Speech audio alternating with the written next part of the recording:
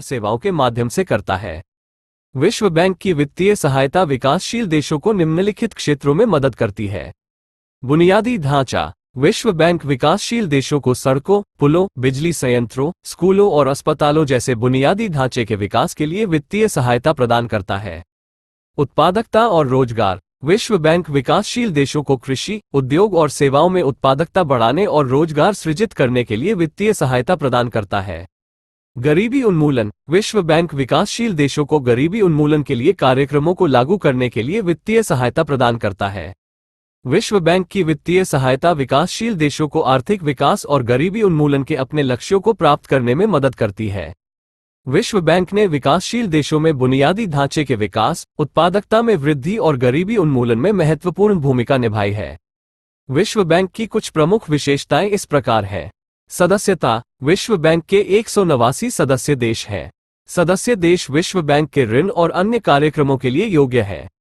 प्रशासन। विश्व बैंक एक बहुपक्षीय संस्था है जिसका प्रशासन 24 सदस्यों की एक परिषद द्वारा किया जाता है। परिषद के सदस्यों का चुनाव सदस्य देशों द्वारा किया जाता है। वित्त। विश्व बैंक का वित्त सदस्य देशों के योगदान से होता है। सदस्य देश विश्व बैंक के शेयरों को खरीदकर योगदान करते हैं। ऋण। विश्व बैंक विकासशील देशों को ऋण प्रदान करता है। ऋण की शर्तें ऋण की राशि, ऋण की अवधि और ऋण पर ब्याज दर पर निर्भर करती हैं। गारंटी। विश्व बैंक विकासशील देशों को गारंटी प्रदान करता है। गारंटी ऋणदाताओं को यह आश्वासन देती है कि ऋण का भुगतान किया जाएगा। जोखिम प्रबंधन उत्पाद। विश्व बैंक विकासशील देशों को जोखिम प्रबंधन उत्पाद प्रदान करता है। जोखिम प्रबंधन उत्पाद विकासशील देशों को प्राकृतिक आपदाओं, आर्थिक उथल-पुथल और अन्य जोखिमों से बचाने में मदद करते हैं। विश्लेषणात्मक और सलाहकार सेवाएं। विश्व बैंक विकासशील देशों को विश्लेषणात्मक और सलाहकार सेवाएं प्रदान करता है। ये सेवाएं विकासशील देशों को अपने आर्थिक विकास और गरीबी उन्मूलन के प्रयासों में मदद करती हैं। विश्व बैंक एक महत्वपूर्ण अंतर्राष्ट्रीय संस्था है जो विकासशील देशों को आर्थिक विकास और गरीबी उन्मूलन के लिए वित्तीय सहायता प्रदान करती है। विश्व बैंक ने विकासशील देशों में बुनियादी ढांचे के विकास, उत्पादकता में वृद्धि और गरीबी उन्मूलन में महत्वपूर्ण भूमिका निभाई है। शीत युद्ध एक वैश्विक राजनीतिक और वैचारिक संघर्ष था जो द्वितीय विश्व युद्ध के अंत से 1991 में सोवियत संघ के पतन तक चला। इसमें दो प्रमुख वैचारिक और सैन्य गुट शामिल थे। पश्चिमी देशों का नेतृत्व संयुक्त राज्य अमेरिका द्वारा किया गया था और पूर्वी देशों का नेतृत्व सोवियत संघ द्वारा किया गया था। दोनों गुटों ने एक दूसरे के विरोधी विचारधाराओं का प्रचार किया और एक दूसरे को दुनिया पर हावी होने से रोकने के लिए प्रतिस्पर्धा की। शीत युद्ध की उत्पत्ति के कई कारण थे, जिनमें शामिल हैं द्वितीय विश्व युद्ध के बाद की शक्ति संतुलन में बदलाव। द्वितीय विश्व युद्ध के बाद संयुक्त राज्य अमेरिका और सोवियत संघ दोनों दुनिया की दो सबसे शक्तिशाली शक्तियां बन गए। इसने शक्ति संतुलन को बदल दिया और दो गुटों के बीच प्रतिस्पर्धा को जन्म दिया। राजनीतिक और वैचारिक मतभेद। संयुक्त राज्य अमेरिका और सोवियत संघ दोनों ने लोकतंत्र और पूंजीवाद के सिद्धांतों का समर्थन किया। हालांकि सोवियत संघ ने एक कम्युनिस्ट शासन की स्थापना की जो लोकतंत्र के विपरीत था। इसने दो गुटों के बीच राजनीतिक और वैचारिक मतभेदों को जन्म दिया। सैन्य प्रतिस्पर्धा। संयुक्त राज्य अमेरिका और सोवियत संघ दोनों ने अपने सैन्य शक्ति को बढ़ाने के लिए प्रतिस्पर्धा की। इसने हथियारों की दौड़ को जन्म दिया और युद्ध के खतरे को बढ़ा दिया। विश्वव्यापी विस्तारवाद। संयुक्त राज्य अमेरिका और सोवियत संघ दोनों ने दुनिया भर के देशों को अपनी गुटबद्धता में लाने के लिए प्रतिस्पर्धा की। इसने अंतर्राष्ट्रीय तनाव को बढ़ा दिया। शीत युद्ध ने दुनिया को दो भागों में विभाजित कर दिया, पश्चिम और पूर्व। इसने कई अंतर्राष्ट्रीय संकटों का कारण बना, जिनमें शामिल हैं कोरिया युद्ध 1950-1953। इस युद्ध में संयुक्त राज्य अमेरिका और उसके सहयोगी दक्षिण कोरिया का समर्थन करते थे, जबकि सोवियत संघ और चीन उत्तर कोरिया का समर्थन करते थे। युद्ध का कोई स्पष्ट विजेता नहीं था, लेकिन इसने शीत युद्ध के तनाव को बढ़ा दिया। बर्लिन संकट 1961। इस संकट में सोवियत संघ ने पूर्वी जर्मनी में एक दीवार का निर्माण किया ताकि पूर्वी जर्मन नागरिक पश्चिम जर्मनी में भागने से रोक सकें। संयुक्त राज्य अमेरिका और उसके सहयोगियों ने इस कदम की निंदा की और दीवार को तोड़ने के लिए प्रतिबद्ध थे। अंततः कोई सैन्य कार्रवाई नहीं हुई, लेकिन इस संकट ने शीत युद्ध के तनाव को बढ़ा दिया। क्यूबा मिसाइल संकट 1962। इस संकट में सोवियत संघ ने क्यूबा में परमाणु मिसाइलें तैनात की। संयुक्त राज्य अमेरिका ने इस कदम की निंदा की और सोवियत संघ को मिसाइलों को हटाने के लिए मजबूर करने के लिए एक सैन्य ब्लॉकade को लागू किया। अंततः सोवियत संघ ने मिसाइलों को हटाने के लिए सहमति व्यक्त की, लेकिन इस संकट ने शीत युद्ध के तनाव को चरम पर ले गया। शीत युद्ध का अंत 1991 में सोवियत संघ के पतन के साथ हुआ। इसने दुनिया को एक अधिक एकीकृत और शांतिपूर्ण जगह बनने में मदद की। प्रथम विश्व युद्ध एक जटिल घटना थी जिसे कई कारकों ने जन्म दिया। इनमें शामिल है राष्ट्रीयतावाद और साम्राज्यवाद। 19वीं शताब्दी में यूरोपीय देशों ने अपनी साम्राज्यवादी विस्तारवाद को बढ़ावा दिया। इससे कई नए राष्ट्रों का उदय हुआ, जिनमें से कुछ ने साम्राज्यवादी शक्तियों के साथ संघर्ष किया। सैन्यीकरण। यूरोपीय देशों ने अपने सैन्य शक्ति को बढ़ाने के लिए प्रतिस्पर्धा की। इसने हथियारों की दौड़ को जन्म दिया और युद्ध के खतरे को बढ़ा दिया। राजनीतिक गठबंधन। यूरोपीय देशों ने गठबंधन बनाए जो एक दूसरे के खिलाफ थे। इन गठबंधनों ने युद्ध को और अधिक संभावित बना दिया। विदेश नीति में गलतियां। कुछ इतिहासकारों का मानना है कि युद्ध के कुछ कारणों को विदेश नीति में गलतियों के लिए जिम्मेदार ठहराया जा सकता है, जैसे कि ऑस्ट्रिया हंगरी का सर्बिया पर आक्रमण। इन कारकों ने अंततः 28 जून 1914 को आर्चड्यूक फ्रांज फर्डिनेंड की हत्या के साथ प्रथम विश्व युद्ध की शुरुआत की। आर्चड्यूक ऑस्ट्रिया हंगरी के सिंहासन के उत्तराधिकारी थे और उनकी हत्या ने ऑस्ट्रिया हंगरी को सर्बिया पर युद्ध की घोषणा करने के लिए प्रेरित किया। इसने एक श्रृंखला की शुरुआत की जिसने 8 देशों के बीच एक महान युद्ध में परिणत हो गया। प्रथम विश्व युद्ध ने दुनिया को गहराई से प्रभावित किया। इसने लाखों लोगों की जान ले ली और यूरोपीय शक्ति संतुलन को बदल दिया। युद्ध के बाद यूरोपीय देशों ने संयुक्त राष्ट्र की स्थापना की, जो युद्ध को रोकने और शांति और सुरक्षा को बढ़ावा देने के लिए काम करता है। शीत युद्ध ने अंतर्राष्ट्रीय संबंधों को गहराई से प्रभावित किया। इसने दुनिया को 2 गुटों में विभाजित कर दिया। पश्चिमी देशों का नेतृत्व संयुक्त राज्य अमेरिका द्वारा किया गया था और पूर्वी देशों का नेतृत्व सोवियत संघ द्वारा किया गया था। दोनों गुटों ने एक दूसरे के विरोधी विचारधाराओं का प्रचार किया और एक दूसरे को दुनिया पर हावी होने से रोकने के लिए प्रतिस्पर्धा की। शीत युद्ध के कुछ महत्वपूर्ण प्रभावों में शामिल हैं। विश्व का विभाजन। शीत युद्ध ने दुनिया को 2 गुटों में विभाजित कर दिया, जिससे वैश्विक समुदाय का विभाजन हुआ। इसने अंतर्राष्ट्रीय सहयोग को मुश्किल बना दिया और हथियारों की दौड़ को बढ़ावा दिया। सैन्य प्रतिस्पर्धा। शीत युद्ध के दौरान दोनों गुटों ने अपने सैन्य शक्ति को बढ़ाने के लिए प्रतिस्पर्धा की। इसने हथियारों की दौड़ को जन्म दिया और परमाणु युद्ध के खतरे को बढ़ा दिया।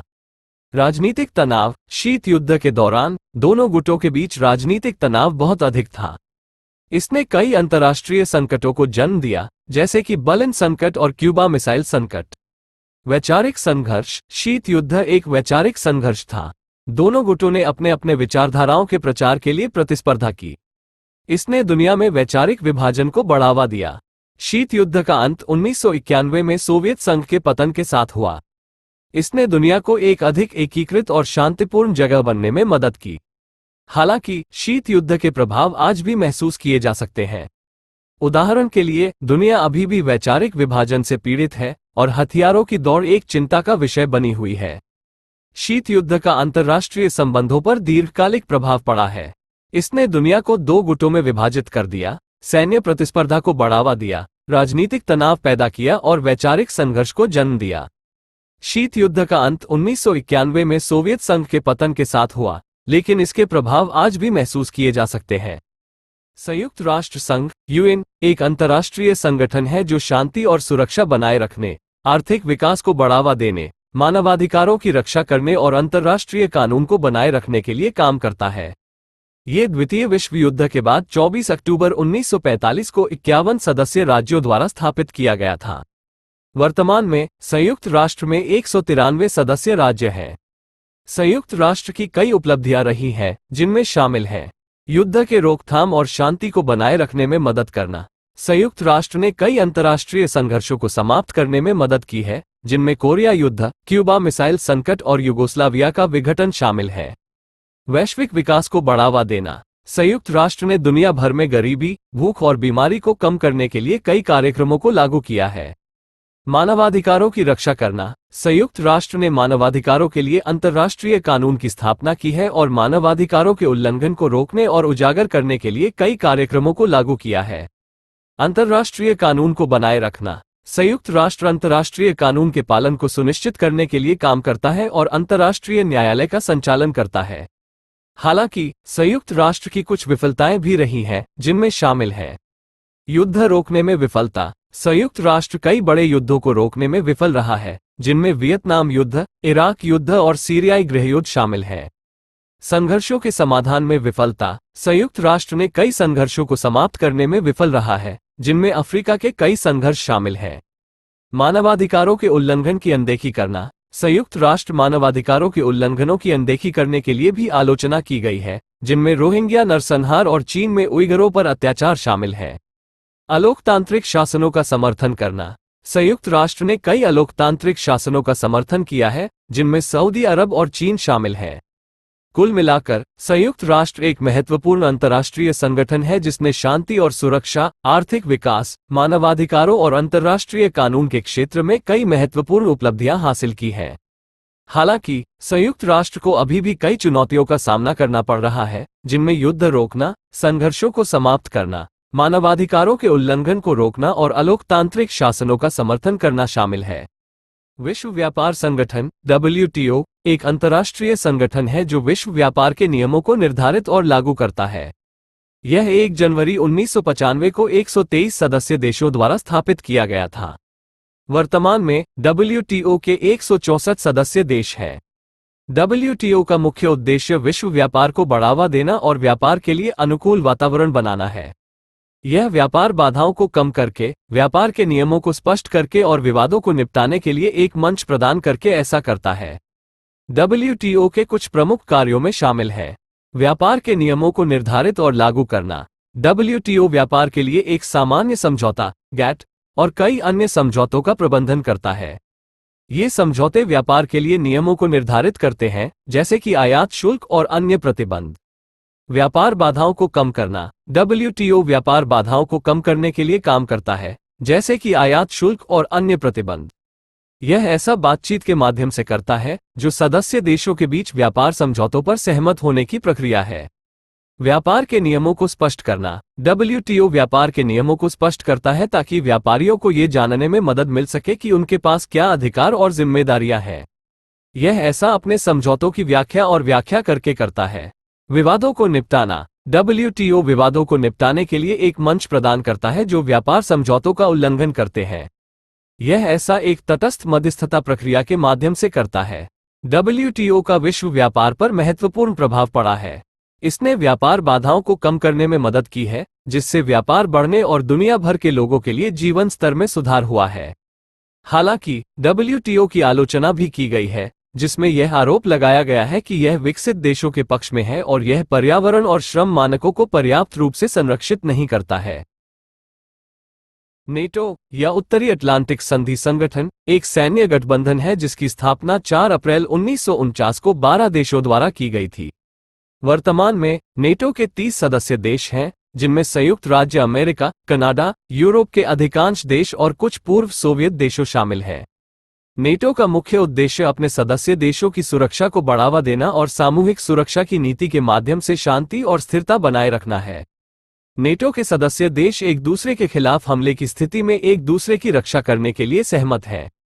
नेटो ने अपने इतिहास में कई बार सैन्य हस्तक्षेप किया है। इनमें शामिल हैं कोरिया युद्ध 1950, 1953, यूगोस्लाविया का विघटन 1991, 1999, अफगानिस्तान युद्ध 2001, वर्तमान लीबिया युद्ध 2011। नेटो की आलोचना भी की गई है, जिसमें यह आरोप लगाया गया है कि यह एक आक्रामक गठबंधन है जो युद्ध को बढ़ावा देता है। नेटो की कुछ प्रमुख विशेषताएं इस प्रकार हैं। सामूहिक सुरक्षा। नेटो के सदस्य देश एक दूसरे के खिलाफ हमले की स्थिति में एक दूसरे की रक्षा करने के लिए सहमत हैं। सैन्य सहयोग। नेटो के सदस्य देश एक दूसरे के साथ सैन्य सहयोग करते हैं, जिसमें प्रशिक्षण, अभ्यास और उपकरण साझा करना शामिल है।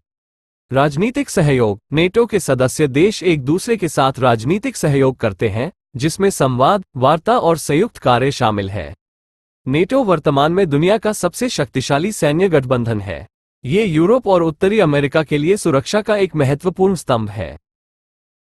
विश्व बैंक एक अंतर्राष्ट्रीय वित्तीय संस्थान है जो विकासशील देशों को आर्थिक विकास और गरीबी उन्मूलन के लिए वित्तीय सहायता प्रदान करता है। यह 1944 में द्वितीय विश्व युद्ध के बाद 44 देशों द्वारा स्थापित किया गया था। वर्तमान में विश्व बैंक के 189 सदस्य देश हैं। विश्व बैंक का मुख्य उद्देश्य विकासशील देशों को आर्थिक विकास और गरीबी उन्मूलन के लिए वित्तीय सहायता प्रदान करना है। यह ऐसा ऋण, गारंटी, जोखिम प्रबंधन उत्पादों और विश्लेषणात्मक तथा सलाहकार